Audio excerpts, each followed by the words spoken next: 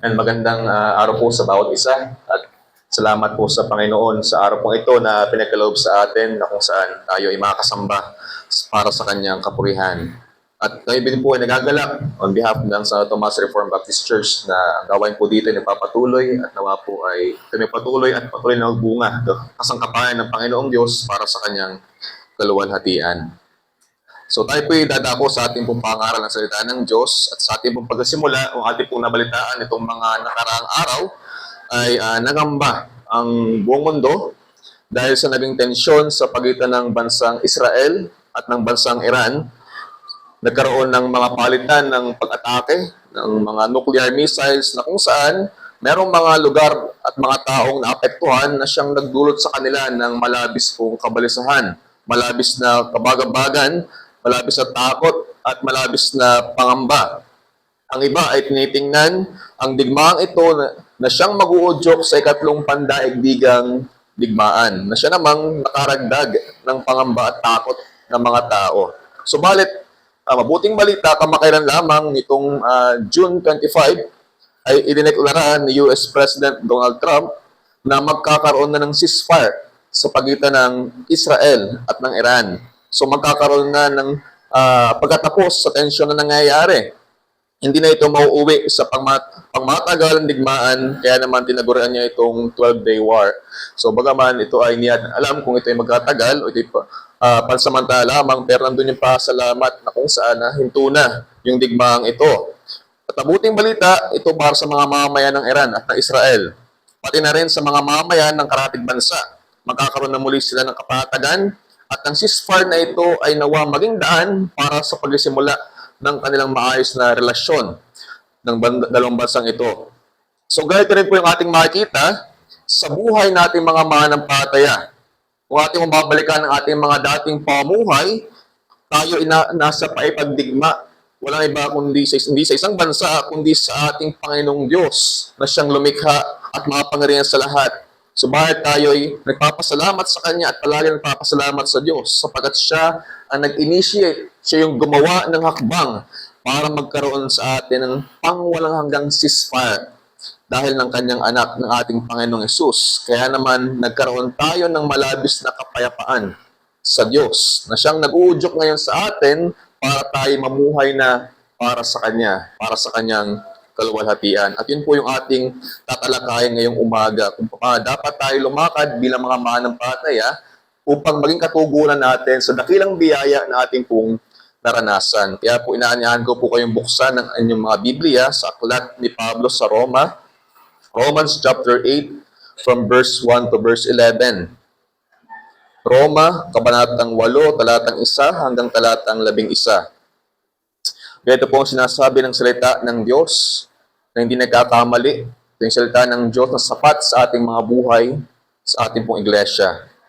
Verse 1, ngayon ngay wala nang anumang hatol sa mga na kay Kristo Jesus, sapagkat ang kautusan ng Espiritu ng buhay na na kay Kristo Jesus ay pinalaya ako sa kautusan ng kasalanan at ng kamatayan, sapagkat ang hindi magawa ng kautusan na mahina sa pamamagitan ng laman sa pagsusugo ng Diyos sa kanyang sariling anak na nag-anyong lamang sa larin at dahil sa kasalanan ay hinatulan ng Diyos sa laman ang kasalanan upang ang kahilingan ng kautusan ay matupad sa atin na hindi nagsisilakad ayon sa laman kundi ayon sa Espiritu, sapagkat ang mga ayon sa laman ay nagsisitalima sa mga bagay ng laman.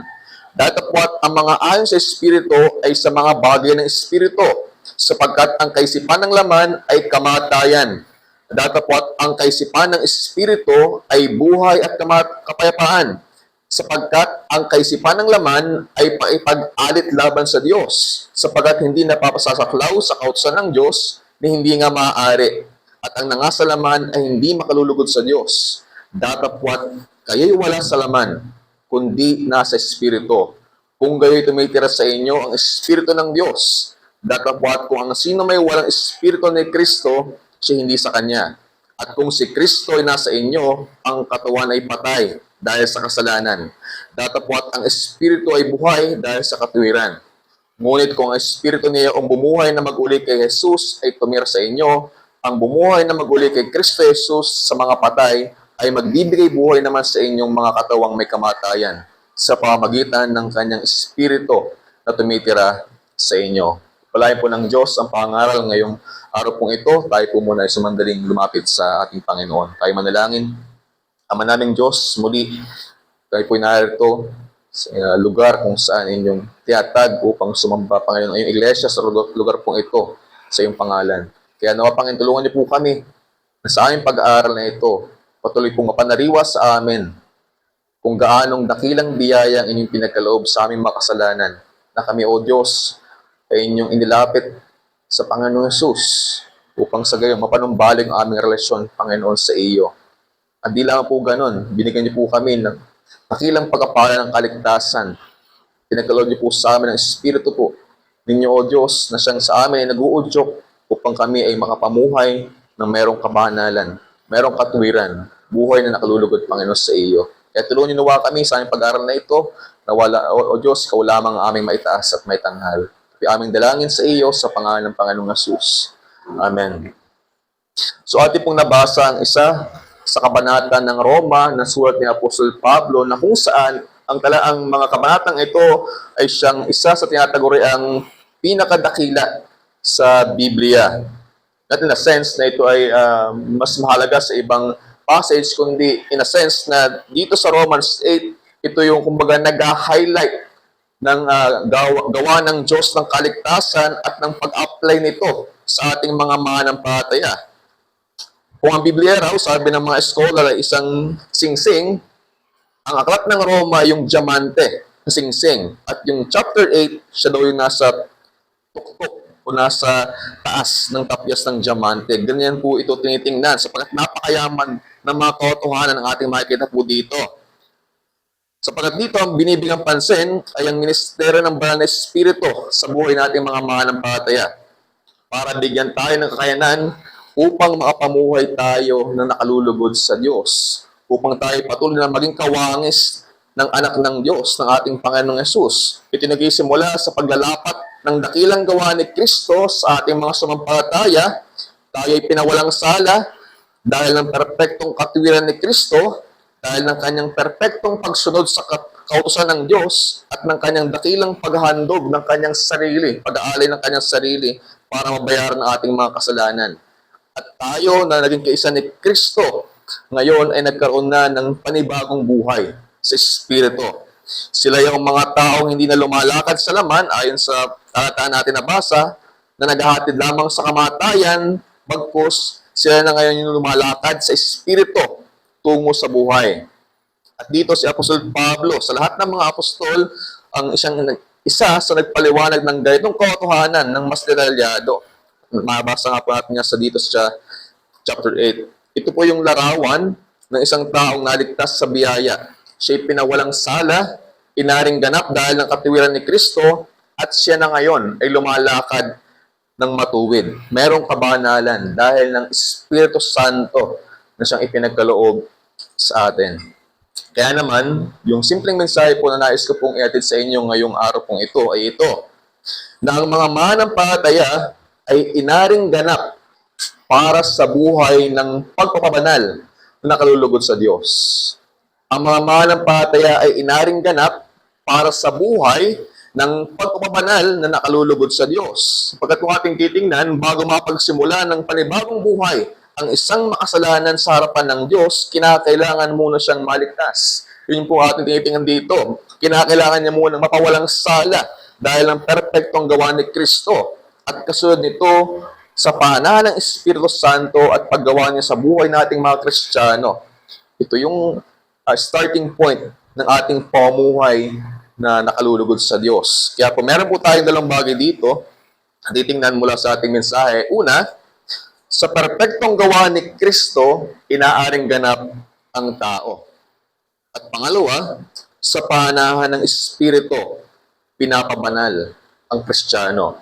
So, tingnan po muna natin yung una, na sa perpektong gawa ni Kristo, inaaring ganap ang tao. Yan po yung binabagad ni Pablo mula talatang 1 hanggang talatang 4. Nasabi niya, wala nang anumang hatol sa mga na kay Kristo Jesus.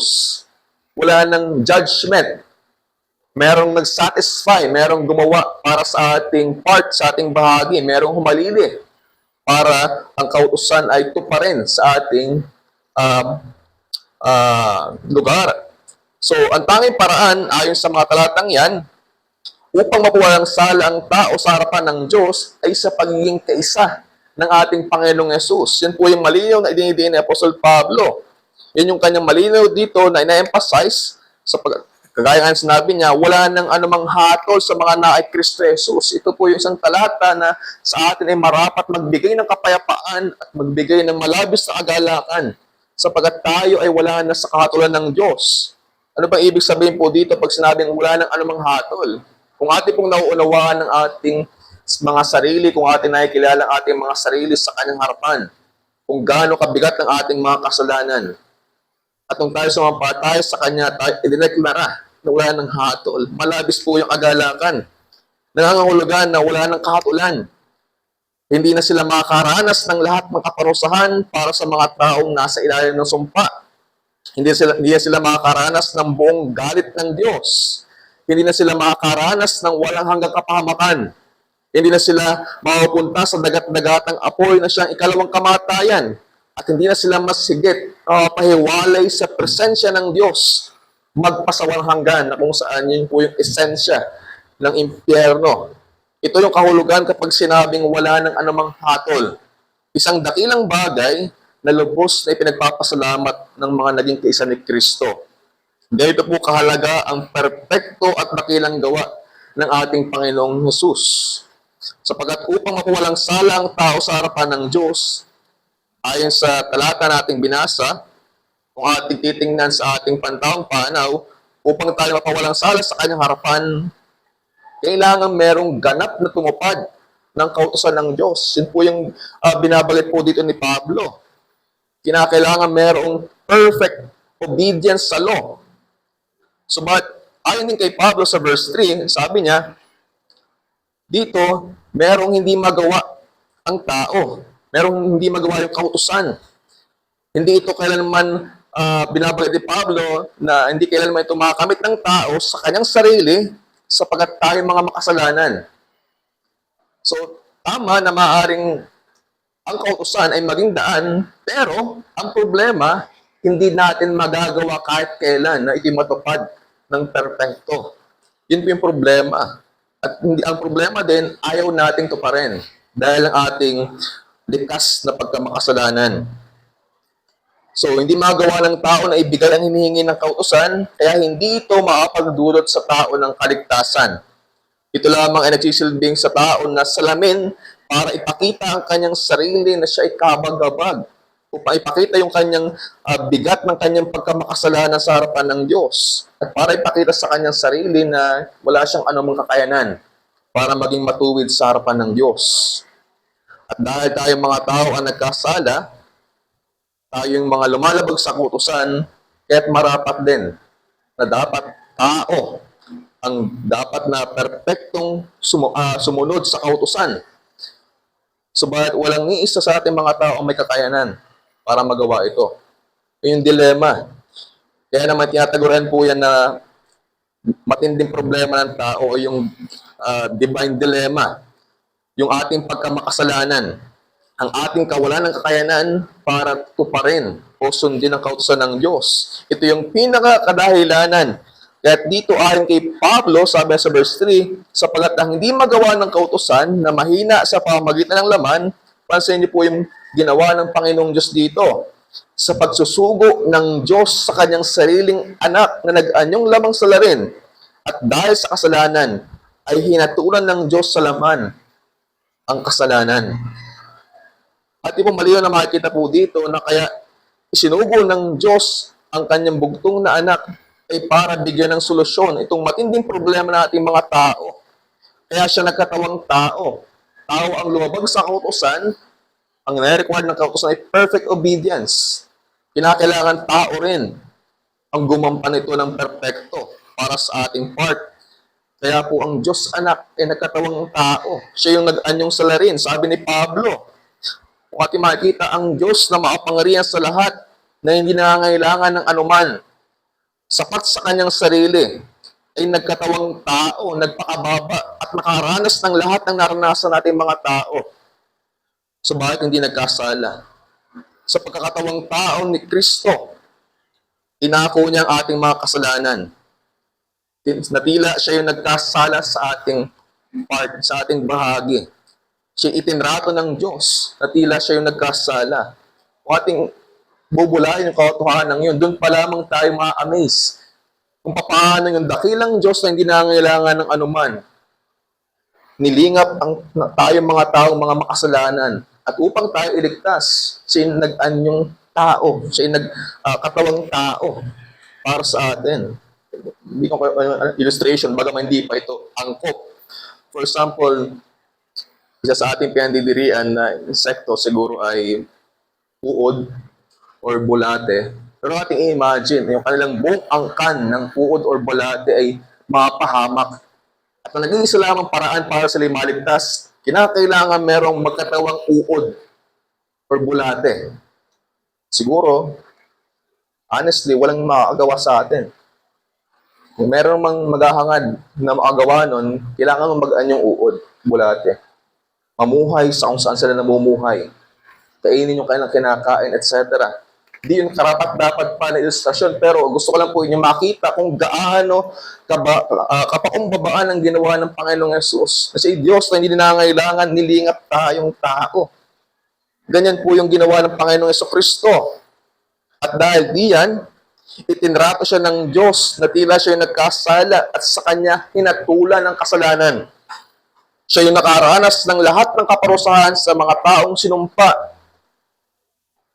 At higit sa lahat, siya ang nakaranas ng nagniningas na buong galit ng Diyos sa kasalanan. At sa unang pagkakataon, naranasan niya ang pagtalikod ng Diyos nung siya nasa krus ng Kalbaryo, sapagkat tinanggap niya ang katulan upang hindi ito maranasan ng kanyang bayan. Itinrato si Jesus na makasalanan upang maitrato ng Diyos ang mga sasampalataya na matuwid. Yan po yung hina-highlight ng isa sulat ni Pablo, 2 Corinthians 5:21. Sabi niya, yaong hindi na nakakakilala ng kasalanan ay kanyang inaring may sala dahil sa atin upang tayo maging sa kanya katwiran ng Diyos. Yung dapat palagi natin binabalikan na katotohanan na kaya lamang tayo tinratong matuwid ng Diyos sapagkat meron siyang itinrato na makasalanan na nakatanggap ng lahat ng kaparusahan na dapat ay para sa atin.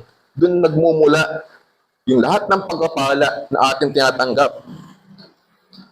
Kaya naman sa kanilang naging kaisa ni Kristo, ayon kay Pablo, wala nang anumang hatol.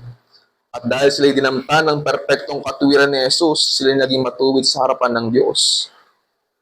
Dahil ang ganap na paggampan ni Kristo sa kautusan, sa mga naging kaisa niya, para na rin nila itong nagawa dahil base nila ang katwiran ng Panginoong Jesus. Dapat nating makita na hindi sapat na tayo mapatawad lamang sa ating kasalanan.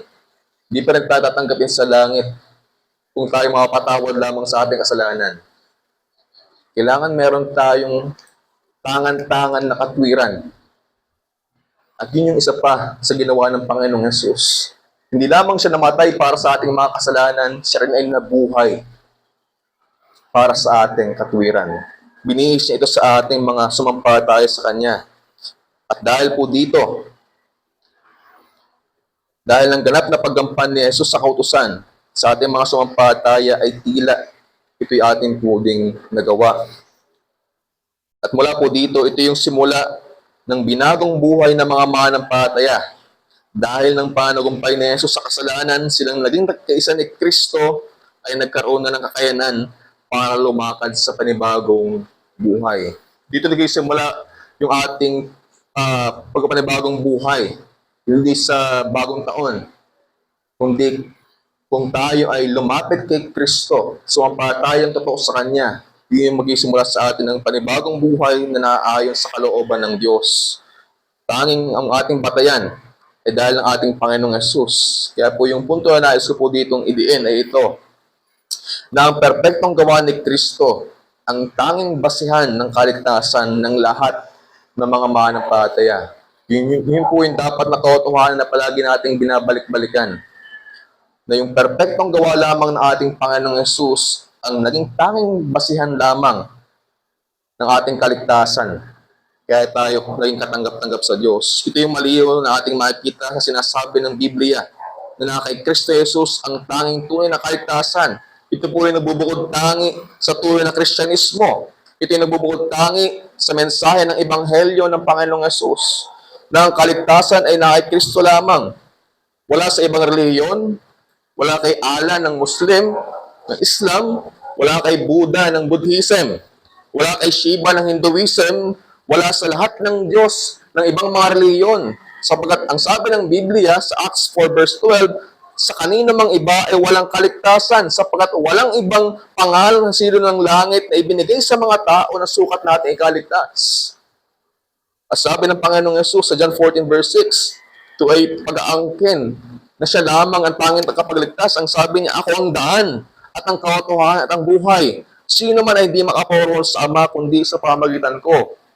At masasabi po natin na kung hindi si Kristo ang kinikilalang tagapagligtas ng tao, o kaya naman mali ang pagkilala ng tao sa Panginoong Yesus, na natili siya sa ilalim ng katulan ng Diyos.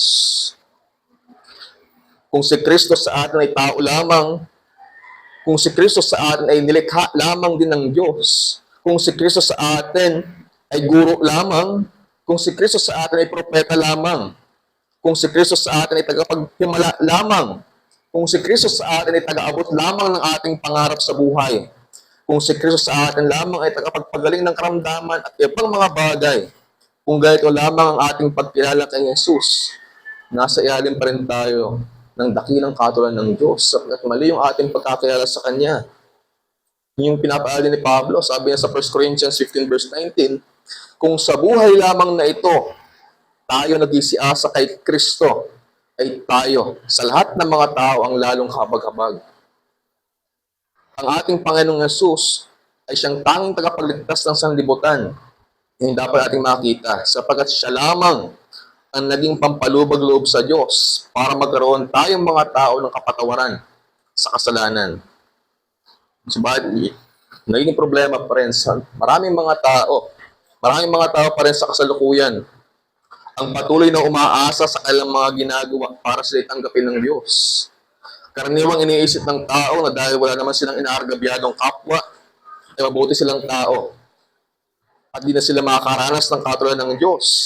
Iniisip nila na dahil hindi naman sila nakakalimot sa Diyos, naiisip pa rin nila na ang Diyos. Naroon pa din daw yung kanilang panalangin, paminsan-minsan pagdalo sa simbahan, ay katanggap-tanggap pa sila sa Diyos.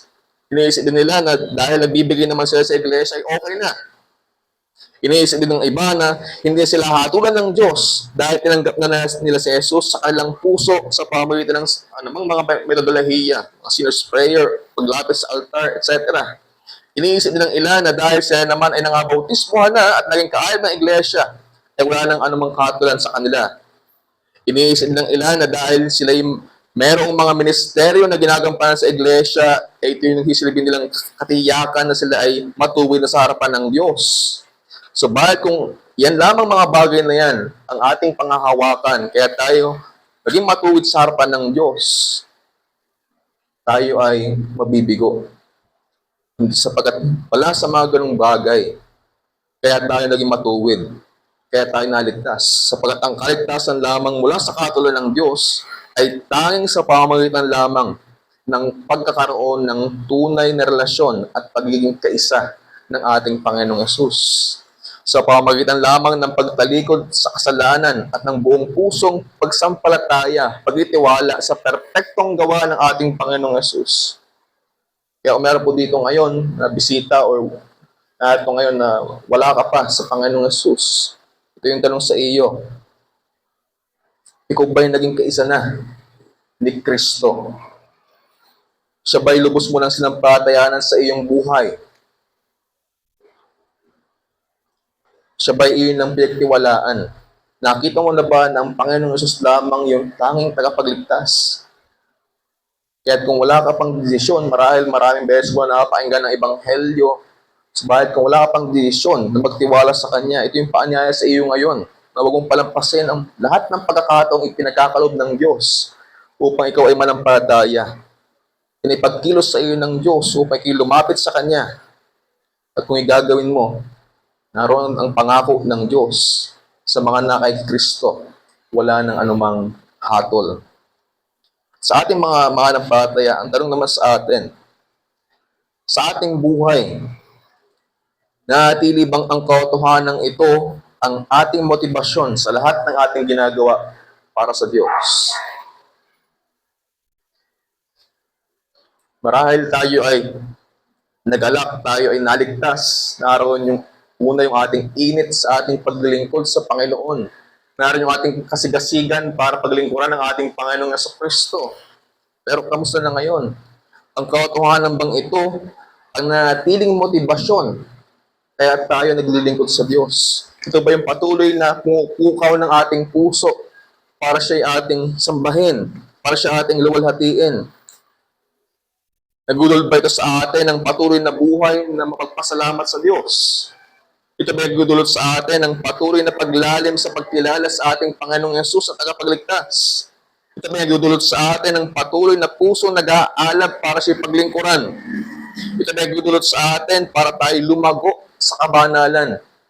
Dahil sa ating Bible class, ito ba nagdudulot sa atin para mas ibigin natin ang iglesia na kanyang itinatag? Sa ating pang-araw-araw na buhay, ginagawa ba natin ang lahat ng mga bagay para sa kalahatian ng ating Panginoong Diyos? At sa ating pagsamba, naroon pa ba yung kagalakan na ating masamba, ating mapaglingkuran ang Diyos na nagkaloob sa iyo ng kaligtasan? Kung hindi na ganito nangyayari sa ating buhay, kung dumating na tayo sa punto na nagiging ritual na lamang ng ating mga ginagawa, kung dumating sa punto na naging kabigatan na sa atin sumamba at maglingkod sa Diyos, palagi tayong bumalik sa katotohanan ito. Wala nang anumang hatol sa mga na kay Kristo Jesus. Sabi nga ni Paul Washer, palaging nang hinahamon, palagi nang pinapainggan para mapuko doon yung aking puso. Sabi niya, what else needs to be done to motivate us? Isn't salvation enough? Yung dapat na maging katanungan din natin sa ating mga sarili. Pag tayo nang lalamig, pag atin nakikita ang ministeryo, ang iglesia, at yun naging kabigatan sa atin, isn't salvation enough? Kaya kung tunay natin naranasan ang kaligtasan, palagi po nating balikan ang dakilang katotohanan ito. Kaya't bilang hamon, balikan natin ang araw na tayo naligtas at muli mag-alab dito yung ating puso at magpatuloy ang ating panampalataya at paglilingkod sa ating Panginoon sa gitna ng mapanghamong mundo na ating ginagalawan. Ito yung palagi mag-motivate sa atin na sa kabila ng ating mga kinakaharap, tayo makapagpatuloy sa ating panampalataya. Ano niyo po, isang church father noon, si Polycarp of Smyrna, siya isinilang noong 69 AD at namatay noong 155 AD. Siya ay bishop sa Smyrna, yun po ay lugar sa Roma, at siya po ay kinikilalang disipulo mismo ni Apostol Juan. Kinikilala din po siya bilang isa sa mga church fathers dahil ng kanyang katapatan sa kanyang Panginoon at pagtanggi na kailangan ding Panginoon si Cesar ng Roma, siya hinuli at tinuring ng mga Romano na kriminal.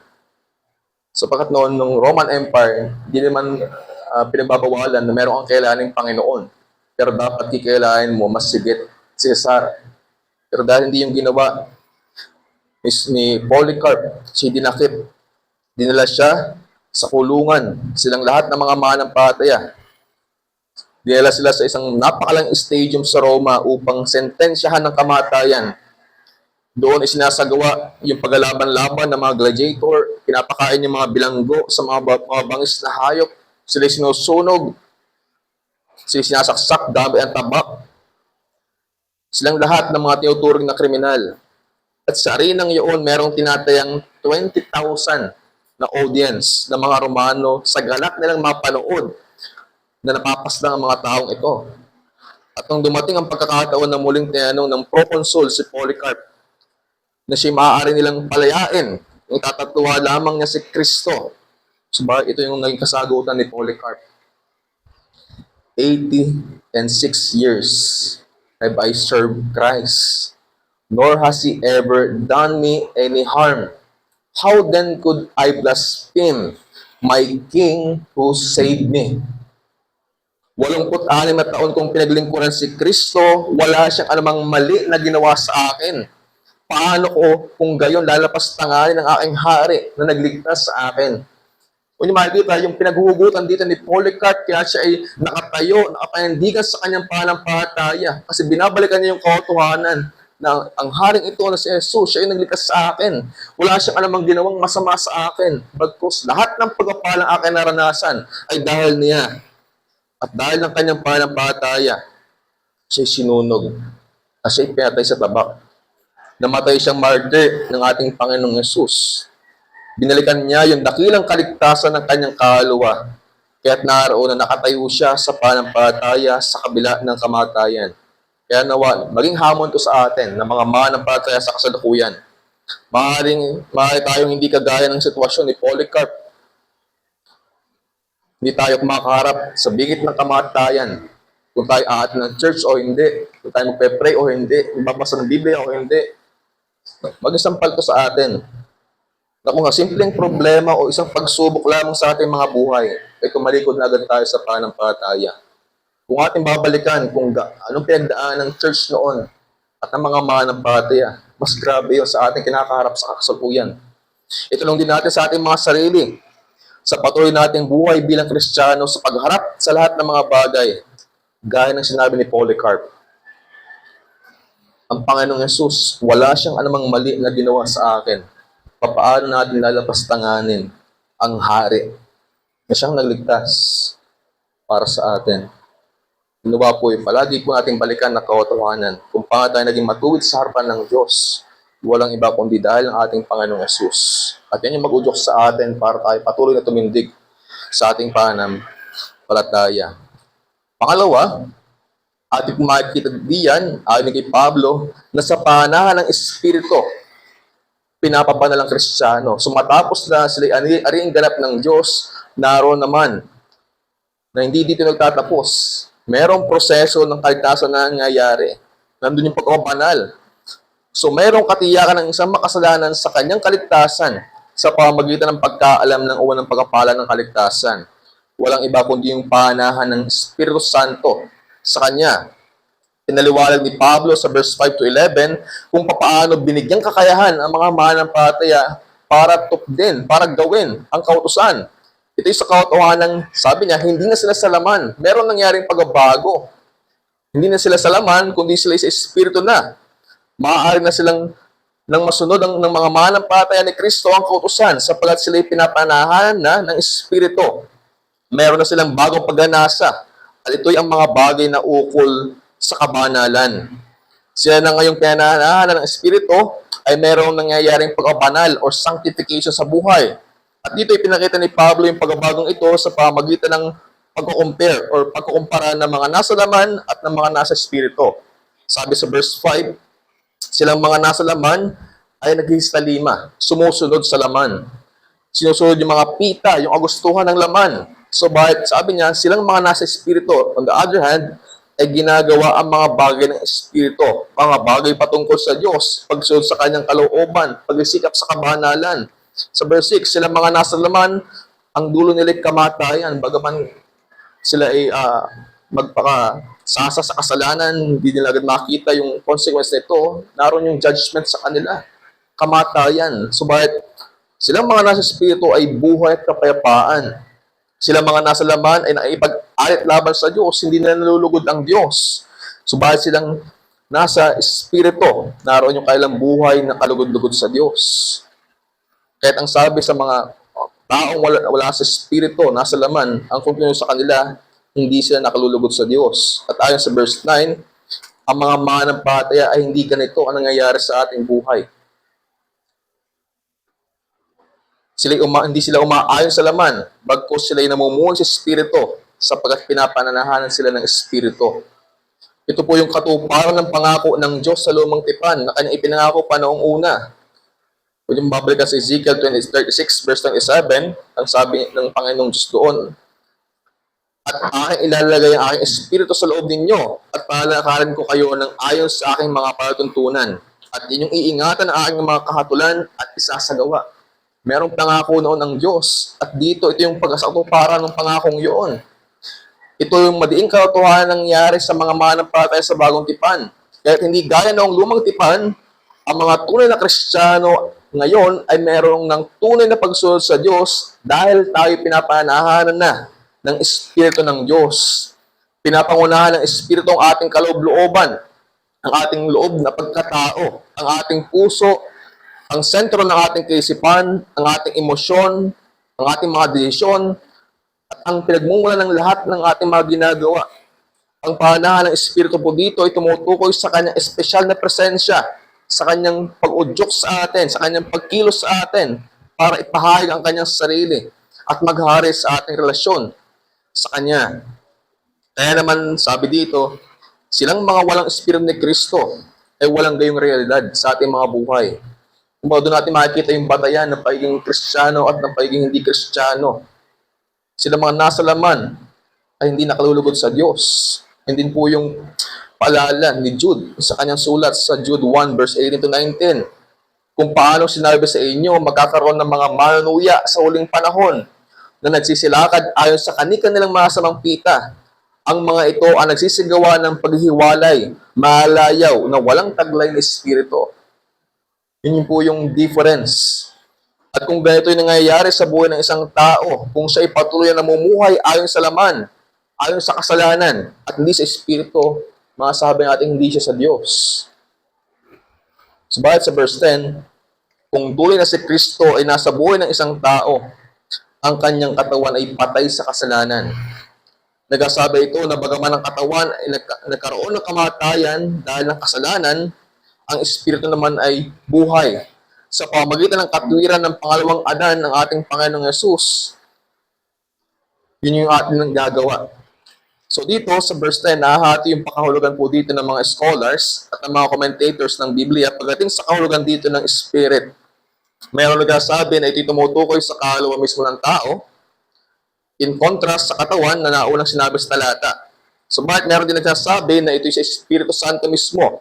Sapagat ang hina-highlight mismo ng chapter na yan ay yung gawa ng banal na Espiritu. So bagaman meron diyang issue, hindi natin kumbaga aalamin yung pinaka-detalyadong pagkakaiba nila, isa yung katotohanan na ating makikita na ang pinaka-dindidian na silang mga tunay na naging kiisa ni Kristo, tuwing na pinahanan ng Espiritu Santo ay merong bagong puso, merong bagong pag-iisip, merong bagong pagnanasa.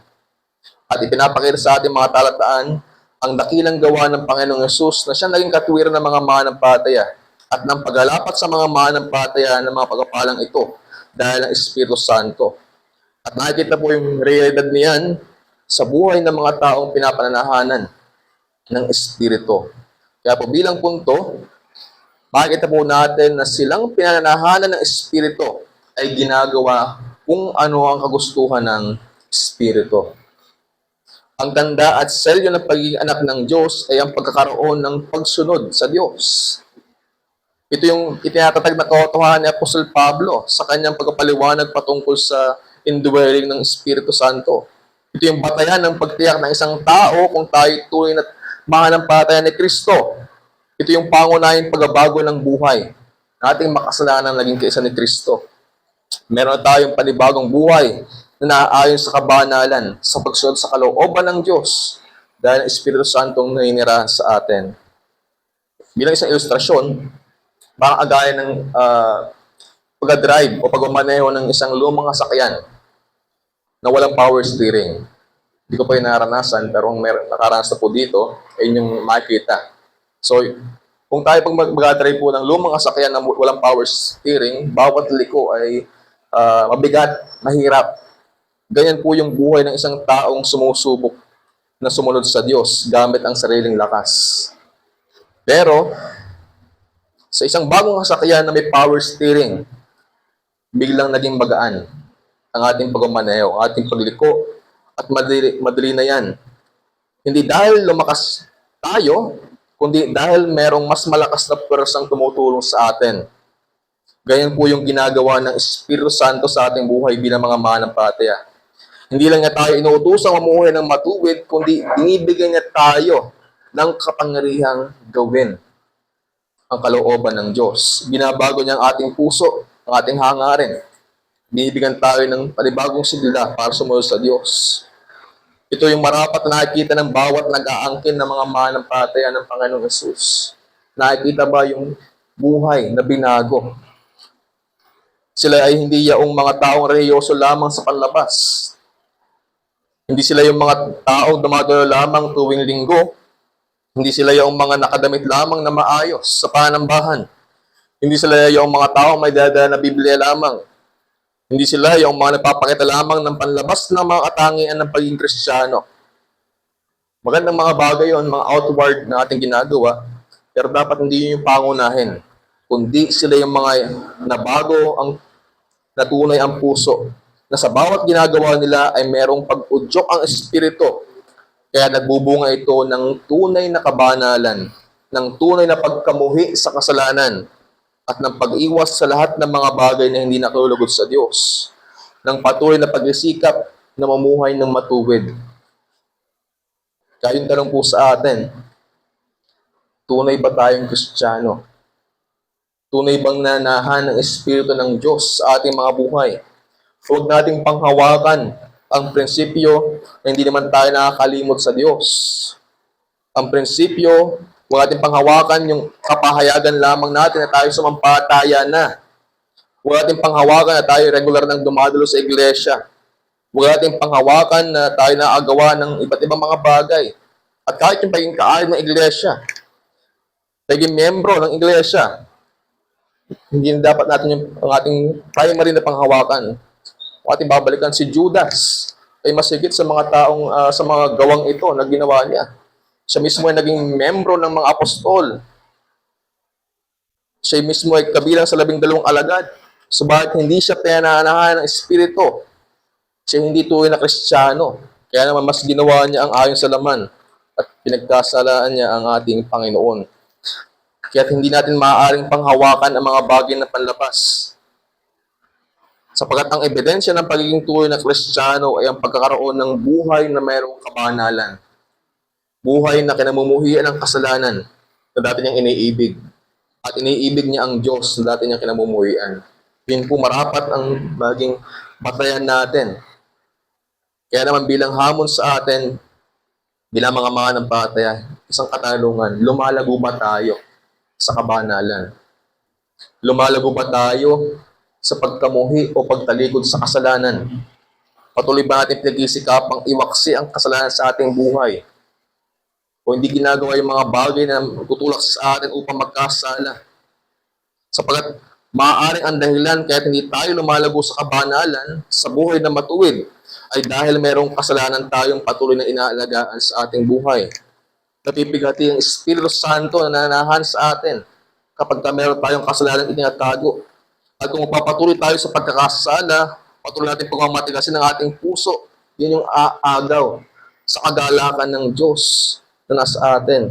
Yan yung hadlang sa atin upang makapamuhay sa kagustuhan ng Espiritu Santo.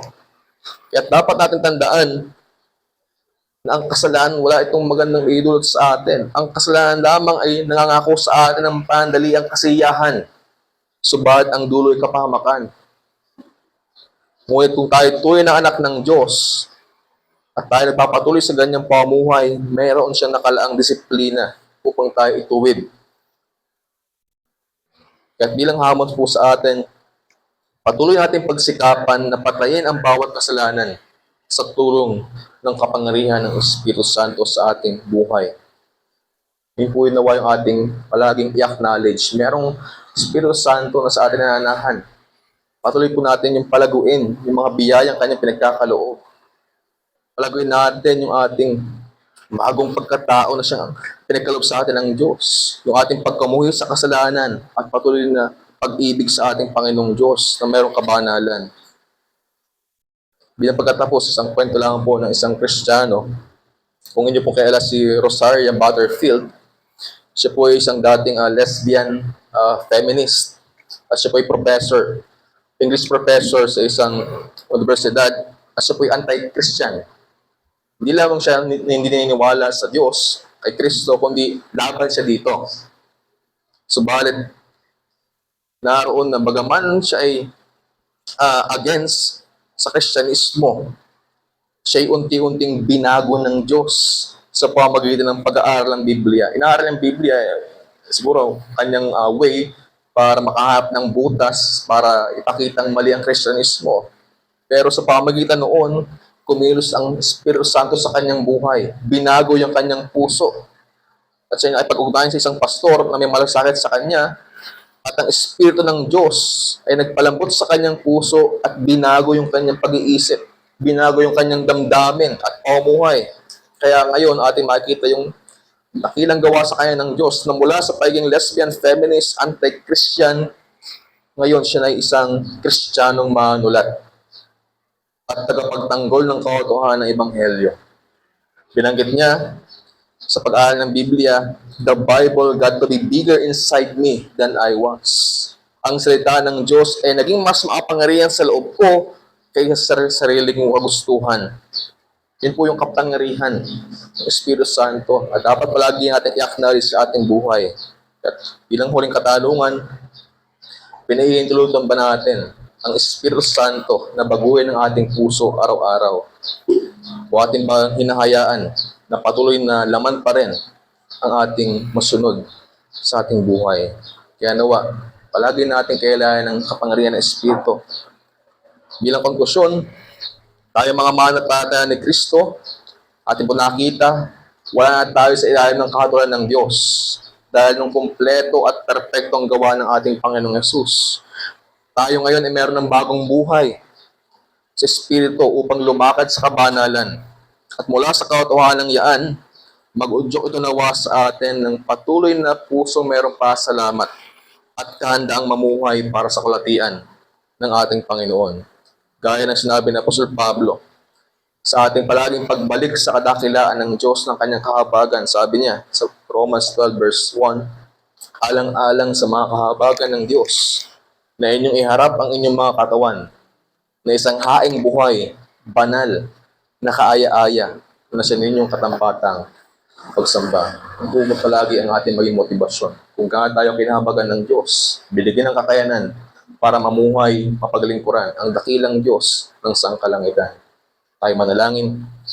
Maraming Diyos, muli kami nagpapasalamat sa iyo, sa iyong salita. Sa muling paalala po sa amin, kaya kami naging matuwid sa iyong harapan dahil ang aming Panginoong Yesus na sa amin ay nagligtas. Dahil ng kanyang dakilang paghahandog ng kanyang sarili at ang kanyang perpektong pagsunod sa kautusan, kami, O Diyos, ay napawalang sala. Naring inyong matuwid, O Diyos. At kami nagpapasalamat sa iyo. Di lang po nagtatapos sapagat pinagkaluli po sa amin ang Espiritu Santo na siya sa amin nanahan, na sa amin nag-uudyok upang kami mamuhay ng kalugod-lugod sa iyong harapan. Kaya nawa, Panginoon, bilang mga manampalataya sa kasalukuyan, hindi po kami ng puso, patuloy na naghahangad na lumago sa iyo. Puso na mayroon palaging pagkilala sa aming natanggap na kaligtasan. Puso na mayroon pagkilala sa Espiritu Santo na sa aming nanahan. At tulungan niyo po kami, O Diyos, nawa ang buhay po namin ay tira sa mundong ito ay maging kalugod-lugod sa iyo. Kaya aming dalangin sa pangalan ng Panginoong Hesus. Amen.